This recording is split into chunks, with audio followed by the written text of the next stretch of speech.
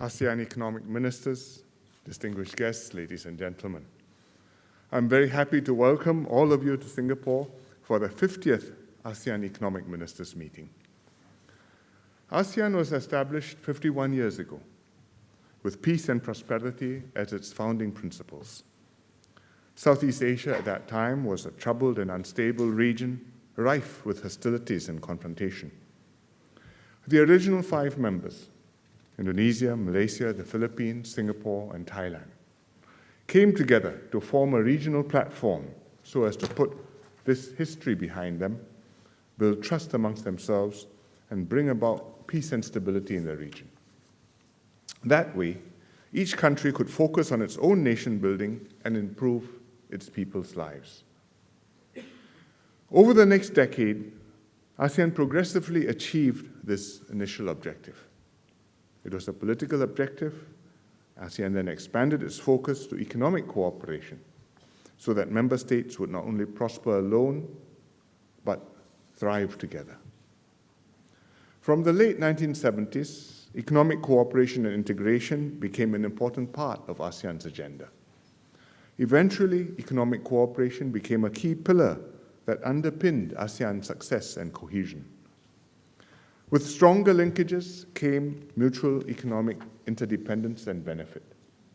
It gave members greater incentive to work together, which further reinforced peace. It took some time for economic cooperation to gain traction. The 5 founding members adopted the ASEAN Preferential Trading Agreements, the ASEAN PTAs, in 1977. But because the member states' economies were at different stages of development and had had very different historical experiences, we naturally held different views about whether and how to liberalize trade among ourselves. Economic integration, therefore, took a little longer. But over time, as our economies developed, perspectives on these issues evolved, and we took further steps towards deeper economic integration and openness. Supply chains became more intertwined, markets became more open, and countries encouraged more foreign direct investments in one another. In 1992, ASEAN members, which had grown to 6 by then, signed the Framework Agreement on Enhancing ASEAN Economic Cooperation. This was a landmark agreement covering 5 broad areas of cooperation: trade, industry, minerals and energy, finance and banking, food, agriculture and forestry, and transport and communications. In the same year, we launched the ASEAN Free Trade Area, AFTA, which was a major milestone in our economic cooperation. Thus, over half a century, ASEAN has brought peace and growth to Southeast Asia, transforming the lives of 630 million people. The ASEAN Economic Community is one of the more successful economic groupings in the world and a prime example of how a united ASEAN is much larger than the sum of its parts. ASEAN is forecast to become the 4th largest economy in the world by 2030, after US, China, and the EU. 60% of our population is under 35 years old, a growing, educated, and young workforce, and an emerging middle class. And ASEAN is projected to continue to grow. GDP growth has averaged 5.4% in recent years, well above the global norm, and is projected to grow around this rate for the next few years. 4 of the fastest growing economies in the world belong to ASEAN. So ASEAN's potential is clear. But for this potential to be fully realized, we must continue to strengthen regional economic cooperation and integration. All of us are concerned about the growing geopolitical uncertainties. The trade tensions between the US and our other dialogue partners, including China, the EU, and Canada, have escalated.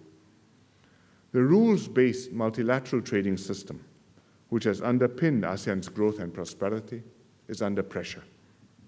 At the same time, each ASEAN member state is subjected to different pulls and pressures from the bigger powers. In these circumstances, all the more members must stay united and strive to maintain our cohesion and effectiveness. It is therefore important that we press on with regional economic integration and fully implement the ASEAN Blueprint of 2025. This will enable ASEAN businesses to operate more seamlessly across the region and make our companies and also our economies more competitive globally. We must also continue to support an open and inclusive multilateral system and work with like-minded partners to deepen cooperation. An open and economically integrated ASEAN will be a more attractive and valuable partner to the other economies. To date, ASEAN has concluded 6 free trade agreements with 7 of our key trading partners, namely Australia and New Zealand, China, India, Korea, Japan, and Hong Kong.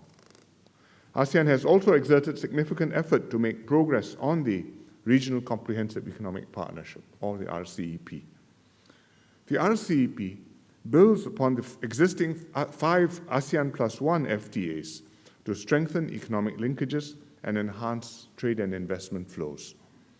It will be the world's largest trading bloc, covering 1/3 of the world's GDP, bringing tangible benefits to our people and our partners. Of course, given the diversity of RCEP's members, we all have to make trade-offs and compromises. But we should weigh these against the significant strategic and economic value of the RCEP. The RCEP will be an important signal to the world that ASEAN members and our partners place high value on free trade, regional integration, and international cooperation. The RCEP negotiations have continued for some time and have now reached a critical stage. After a great deal of work, the possibility of substantively concluding the RCEP negotiations is finally in sight. I encourage RCEP countries to take a long-term view, to keep up the momentum, to engage constructively and with maximum flexibility, so that we can deliver a high-quality RCEP agreement this year. Singapore's ASEAN chairmanship has focused on the themes of resilience and innovation. We hope to foster practical steps which promote ASEAN's growth and integration. Through innovation and technology, we can bring ASEAN economies and cities closer together. We formed the ASEAN Smart Cities Network with 26 participating cities. The network held its inaugural meeting last month. Singapore hopes that the network will establish a common framework for smart city development in ASEAN and work out city-specific action plans and innovative projects that will improve the lives of our peoples. That ultimately is the goal of every ASEAN government, to improve the lives of our 630 million people. Given the diversity of our economies and development levels, it is vital for ASEAN to identify and advance shared interests and goals. So let us all work hand in hand to make our vision of an innovative and resilient ASEAN a reality for all of us. Thank you very much.